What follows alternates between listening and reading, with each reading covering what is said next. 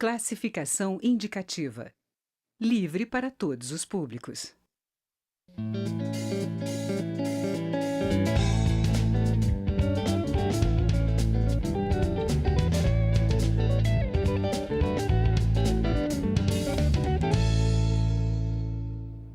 Olá!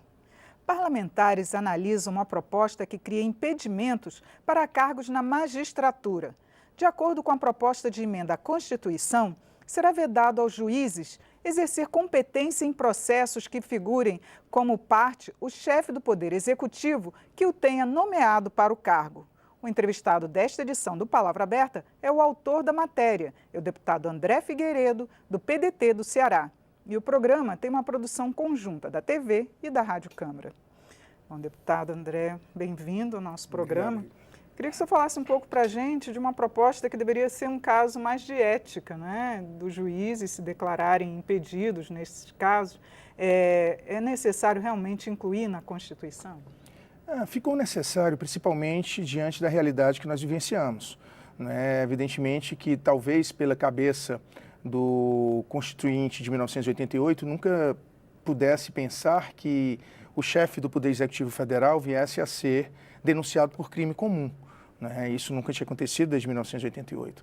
E esperava-se, lógico, que talvez até mesmo por uma questão do juiz, do ministro, por questões éticas, deveria se julgar impedido. Isso não tem acontecido.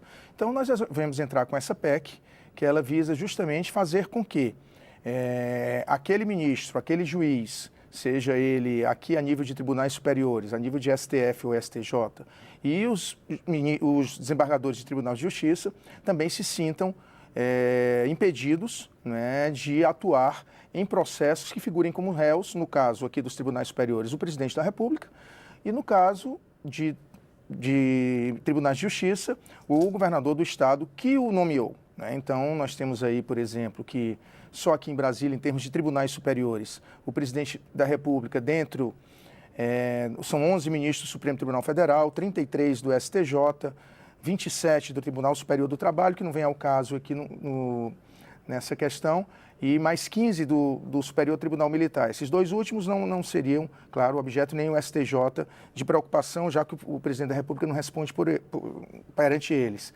Né, pelo menos não no exercício do cargo. Mas no caso do TSE, por exemplo, é um caso concreto. O TSE, o presidente tem a prerrogativa de nomear 2 oriundos ou do Ministério Público ou do Corpo de Advogados, e esses 2, né, podem decidir uma votação. Foi o que nós vimos recentemente no julgamento, né, da questão da chapa Dilma Temer. Sim, os crimes eleitorais, né, que exatamente. O placar estaria 3-2 caso os 2 que o presidente Michel Temer nomeasse não tivessem votado a favor dele. Ou seja, foi decisivo, foi 4-3, consequentemente houve, claro, não vou dizer que tenha sido necessariamente por conta da gratidão por ter sido nomeado por ele, mas evidentemente não causa suspeição.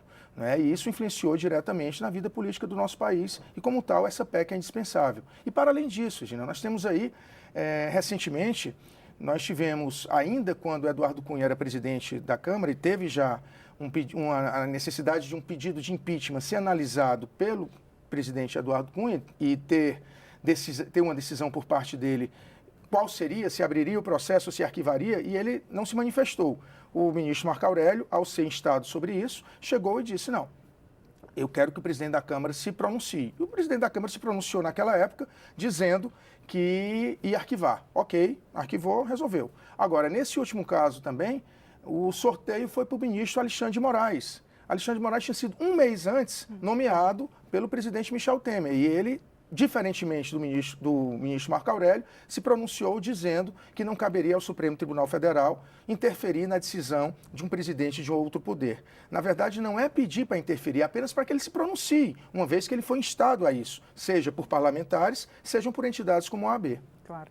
Agora, deputado, nos estados onde ocorre a permanência, às vezes, de um governador por mais tempo, sendo reeleito, e mesmo no mesmo partido, não ocorreria que eles estariam todos sendo indicados pelo mesmo chefe do executivo? Ou seja, seria até difícil de excluir esses que foram indicados pelo executivo? Não, o governador, na verdade, ele nomeia dentre uma lista tríplice apenas o 5º constitucional, que são membros ou do Corpo de Advogados ou do Ministério Público.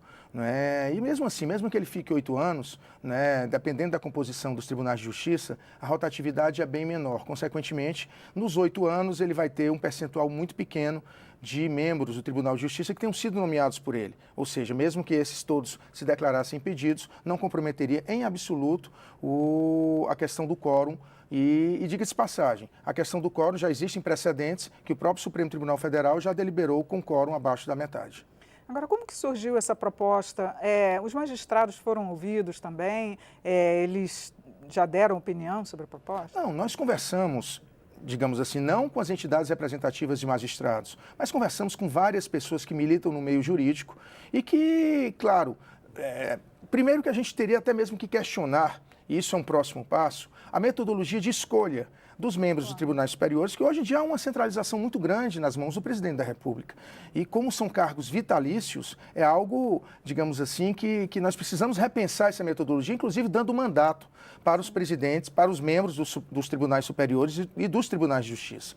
Né? Então, nós temos a convicção de que esse processo de discussão em torno da PEC certamente trará à tona tanto a questão dos mandatos dos membros dos tribunais superiores, os membros dos tribunais regionais federais, os membros dos tribunais eleitorais.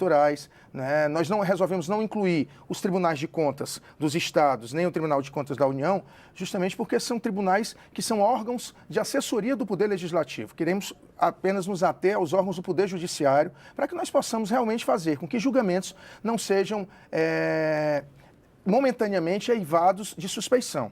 Né? Nós precisamos, claro, fazer com que o Judiciário tenha total autonomia, mas também ele tenha que agir pela imparcialidade, né? Consequentemente, ter a neutralidade como elemento fulcral no processo de decisão. E, às vezes, quando uma pessoa é indicada por aquele presidente, e esse presidente ou o governador, ele está sendo alvo do processo, muito provavelmente pode ocorrer a suspeição, e o ideal seria que aquele membro do tribunal, ele mesmo se julgasse suspeito, mas isso em nenhum momento tem ocorrido. Tem mais algum tipo de limitação prevista na proposta? Não, nós resolvemos nessa PEC nos limitarmos a isso. Até porque se a discussão for muito extensa, a gente sabe que dentro do Poder Legislativo vão surgir vários questionamentos. Então nós queremos atingir um ponto central. E o ponto central é justamente o impedimento para que qualquer membro do Poder Judiciário, a nível de tribunais superiores, a nível do STF, do STJ, dos tribunais regionais federais e dos tribunais de justiça, nesse último caso pelos governadores,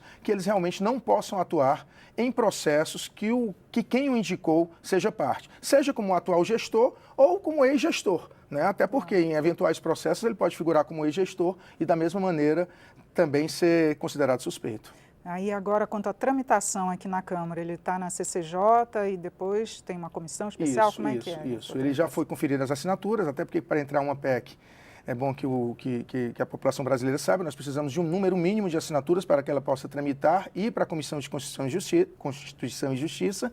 Posteriormente, é formada uma comissão especial, em sendo votada na comissão especial e aprovada, vem a plenário, onde precisa ser votada em 2 turnos na Câmara, 2 turnos no Senado e sendo aprovado, claro, e para promulgação pela presidência do Congresso. O senhor conversou com outros parlamentares, o senhor acha que vai ter apoio para A receptividade tem sido muito boa, porque não é uma PEC contra o atual presidente, é uma PEC para moralizar todo esse processo de avaliação em relação a membros do Poder Executivo por parte digamos assim, do Judiciário, que precisa ter a neutralidade como ponto básico. Né? E, infelizmente, a gente tem visto que isso não tem ocorrido.